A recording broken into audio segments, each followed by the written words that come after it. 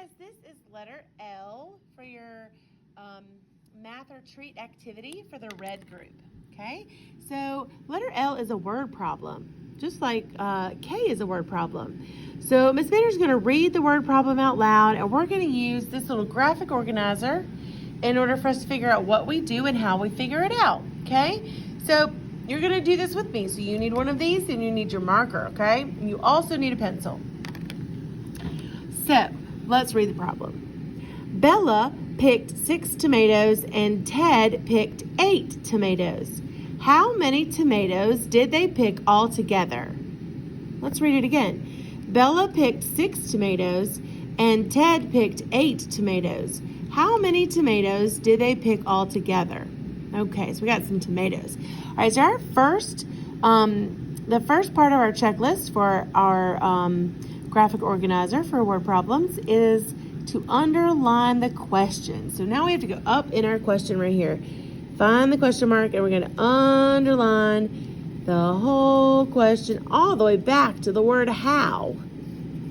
That is the beginning of our question. So let's read it. How many tomatoes did they pick all together? All right, so now take your marker and put a check mark on the number 1. You did that part. Now let's go to number 2. Circle the numbers. So you can, not just these numbers, any of the numbers that are in the problem. So let's go up and do that. Okay, so I see 6 and I see 8.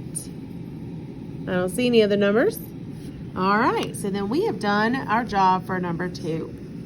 All right, so now let's look at number 3. We have to figure out, are we going to add or are we taking away? And you can figure that out using the keyword, right? So what word in the question helps us to figure out if we're going to add them all together or take them away? So Bella picked, let me read the question. How many tomatoes did they pick all together? Well, all together, that's together like, okay, so if we're putting them together, we must be adding. So all together, I'm going to circle it. That tells us that we're going to add. So I circled all together, and I'm going to circle the add because that's what we're going to do. Yay, good job. All right, check off number 3. Now let's go to number 4. Now we have to solve it. You guys know what this is. This is an equation, right? And you guys said that we were going to add. So we're going to put our plus sign up here. What 2 numbers are we adding, guys? 6 and 8. So we're going to write 6 plus 8.